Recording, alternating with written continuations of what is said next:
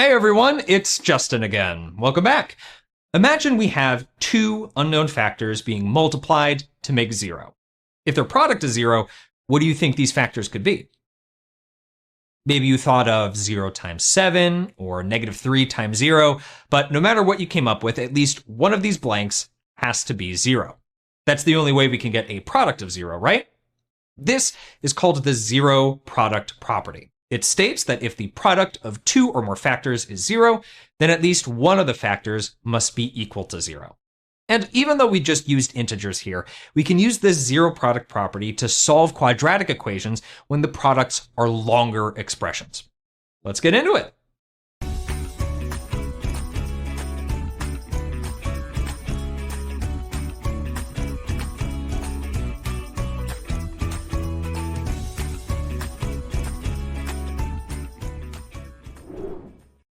Take a look at the quadratic equation x squared plus x minus 12 equals 0. If I asked you to solve for x, how would you start? Well, since we have an x squared term and an x term, we can't just combine like terms and use inverse operations to isolate x. But I see that the equation is equal to 0, which makes me think of the zero product property we just talked about. We can't use it just yet, since there aren't really any terms being multiplied together, but this is where our factoring skills come in. If we have a factorable quadratic equation that is equal to 0, we can factor it and get two factors with a product of 0. Then we can use the zero product property to solve for the variable. So let's factor the quadratic expression on the left side. Pause while you do that and rewrite the equation in factored form.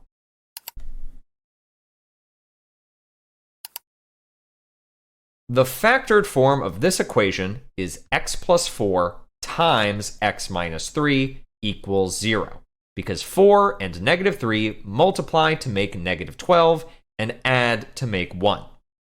Okay, two factors multiplied together set equal to 0. That means we can use the zero product property. According to the zero product property, at least one of these factors must be equal to 0. That means there are two solutions, one where x plus 4 equals 0 and one where x minus 3 equals 0. Now we can easily solve for x. In the first equation, we subtract 4 from both sides and get x equals -4. In the second equation, we add 3 to both sides and get x equals 3. Do both of these solutions make our original equation true, though? Let's double check our work by substituting both -4 and 3 for x.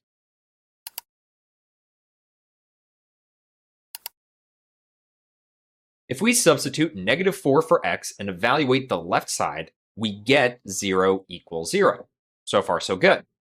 And if we substitute 3 for x, we also get 0 equals 0. Nice! Both -4 and +3 are solutions to this equation. We can write them separately or together, like this, separated by a comma. It is typical to write the solutions in order from smallest to largest, no matter the order in which we found each solution, but x equals 3, -4 is also technically correct. So why did we need to set both factors equal to 0 if only one of them needed to be to make the equation true? Well, say we just set the first factor, x plus 4, equal to 0. Is that the only way we can make the equation true? No. As we already saw, if we substitute 3 for x, we also get a true equation.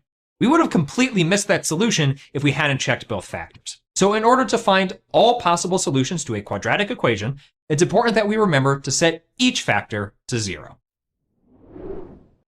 Here's another example. M squared plus 5m minus 14 equals 0. Can we factor the quadratic on the left side? Pause here while you give it a try.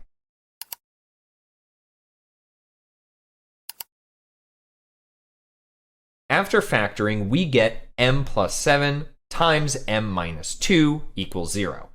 Now we can solve the equation. Pause once more while you set each factor equal to 0 and solve for m.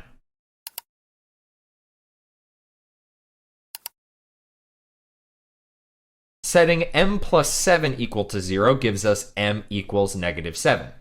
And m minus 2 equals 0 gives us m equals 2.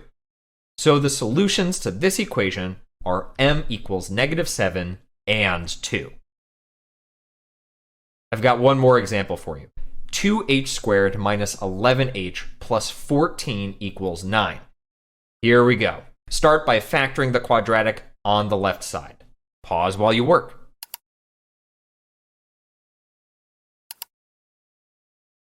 Factoring the left side gives us 2h minus 7 times h minus 2 equals 9.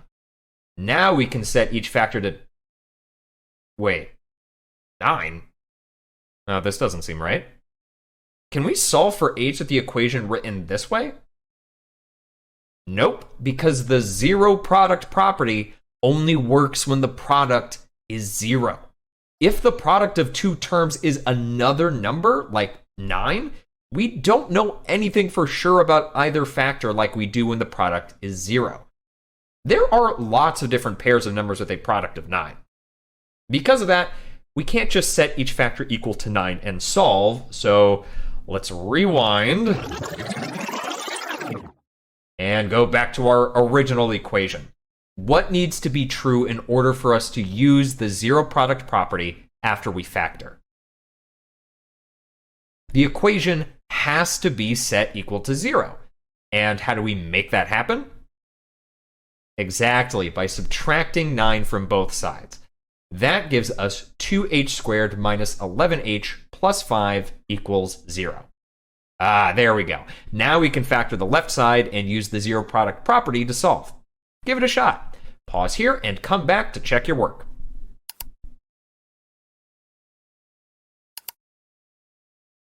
After factoring the left side of the equation, we'll have 2h minus 1 times h minus 5 equals 0. Since our equation is now equal to 0, we can use the zero product property and set each factor equal to 0 to solve for h. If you'd like to pause to make any changes to the factors you found and try solving on your own again from here, feel free to do that. Setting the first factor equal to 0 gives us h equals 1/2, and the second factor gives us the solution h equals 5. Nice work! Why don't you try a couple of problems on your own? Solve each equation by factoring and using the zero product property. Pause now while you work. In both problems, we needed to start by setting the equation equal to 0.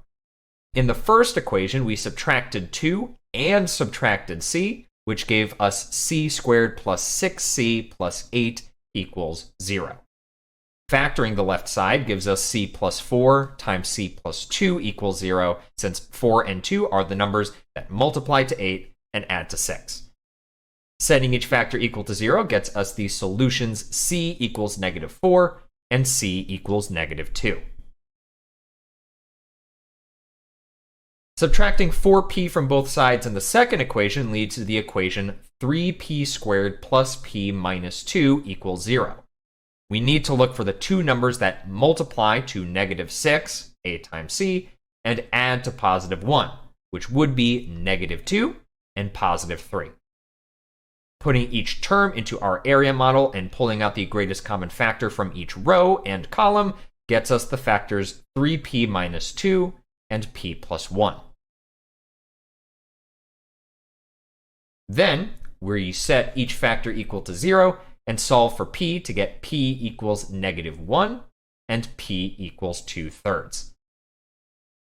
Feel free to pause if you'd like some time to make any changes to your work in your guided notes. Great work using your factoring skills to solve quadratic equations. Remember to always set your quadratic equation equal to 0 so that you can use the zero product property when you solve. Stay curious, and I'll see you next time. Hey.